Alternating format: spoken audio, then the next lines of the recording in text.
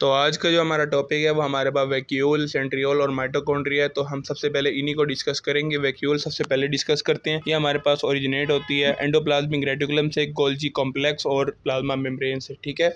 और इसके अलावा जो इसके फंक्शन है वो डिफरेंट सेल में डिफरेंट होते हैं। इसकी 3 टाइप्स हैं, एक हमारे पास फूड वैक्यूल और एक कॉन्ट्रैक्टाइल और एक प्लांट वैक्यूल। फूड वैक्यूल हमारे पास पाई जाती है एनिमल सेल्स में, कॉन्ट्रैक्टाइल वैक्यूल पाई जाती है फ्रेश वाटर प्रोटिस्ट के अंदर और प्लांट वैक्यूल प्लांट्स के अंदर पाई जाती है, ठीक है। तो फूड वैक्यूल का एनिमल सेल में क्या फंक्शन है, तो इसका एनिमल सेल में जो है फंक्शन होता है फैगोसाइटोसिस का, यानी कि सेलुलर ईटिंग प्रोसेस होता है इसका।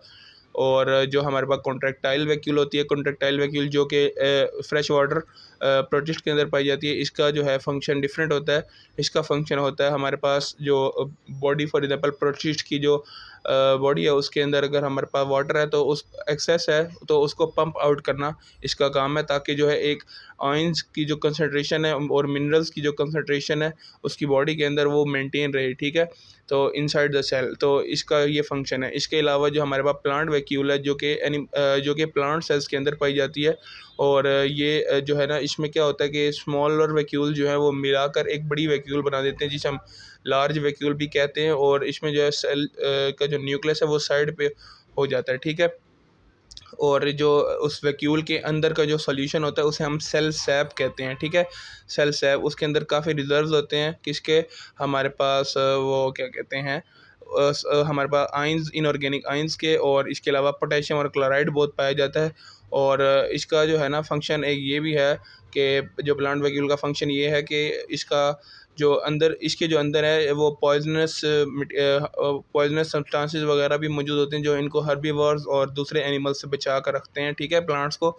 और टोनोप्लास्ट जो है वो हमारे पास जो सेल, जो वैक्यूल की जो मेम्ब्रेन होती है, जो यानी कि सेपरेट करती है वैक्यूल को from cytoplasm, is called tonoplast. तो इसका टोनोप्लास्ट कहते हैं। और इसका फंक्शन और टर्गर प्रेशर भी है और स्टोरेज वगैरह के तौर पर भी यूज़ होता है, यानी कि स्टोरेज हाउस के तौर पर इनऑर्गेनिक आइंस वगैरह, पोटेशियम क्लोराइड, तो आइंस की जो है स्टोरेज वगैरह के लिए भी यूज़ होता है।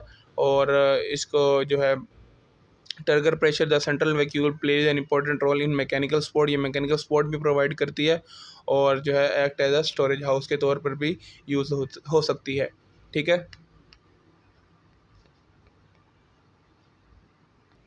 अब हम नेक्स्ट मूव करते हैं सेंट्रियोल्स की तरफ, ठीक है।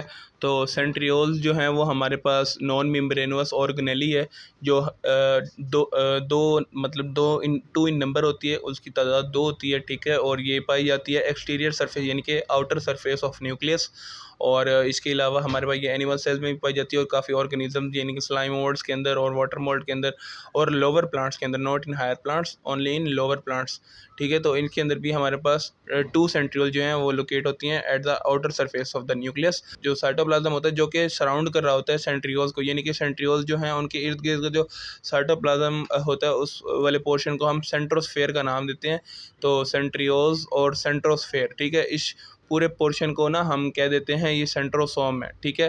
तो ये पूरा पोर्शन हमारे पास क्या कहलाएगा, ये हमारे पास सेंट्रोसोम कहलाएगा। अब इसका जो स्ट्रक्चर है जो मेन है, मतलब इसी से जो एमसीक्यूज आते हैं कि इसका स्ट्रक्चर देख लेते हैं। तो इसके अलावा आप सेंट्रियोल का स्ट्रक्चर रह गया, तो सेंट्रियोल के स्ट्रक्चर को देख लेते हैं। अगर हम सेंट्रियोल जो है ना उसके अंदर 9 माइक्रोट्यूब्यूल्स होती हैं और 9 माइक्रोट्यूब्यूल्स जो है ना वो फर्दर ट्रिपलेट्स होते हैं, उसके 3 ट्रिपलेट्स होते हैं ट्यूब्यूल्स के, ठीक है।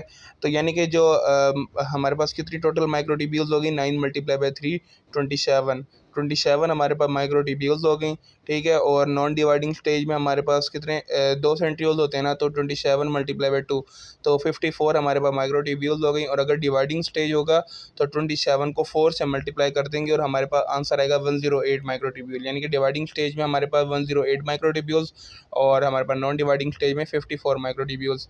अब इसका फंक्शन हमारे पास क्या है, ये हमारे पास सेल डिवीजन के अंदर इन्वॉल्व होते हैं और सेल्फ रेप्लिकेटिंग यूनिट्स हमारे पास सेल्फ रेप्लिकेटिंग यूनिट्स होते हैं और and replicate just before the cell divide, और ये तब रेप्लिकेट होते हैं बिफोर द सेल डिवीजन, ठीक है। ईच जो पेयर है वो माइग्रेट होता है toward the opposite side of the nucleus, यानी कि इसका जब सेल डिवीजन होती है तो हमारे पास एक जो पेयर है वो माइग्रेट करके अपोजिट साइड पे चले जाता है न्यूक्लियस की, और स्पिंडल फाइबर्स की जो फॉर्मेशन हो जाती है इन दोनों के दरमियान में सेंट्रियोल्स के, ठीक है। यानी कि 2 सेंट्रियोल्स दरमियान में बीच में स्पिंडल फाइबर्स की फॉर्मेशन हो जाती है। They play an important role in the location of furrowing during the cell division and arrangement of the microtubules. Centrioles also give rise to basal bodies of cilia and flagella. ठीक है, cilia and flagella यानी कि ये किस जगह movement के अंदर भी इन्वॉल्व होते हैं, यानी कि सिलिया एंड फ्लैजिला की। ठीक है,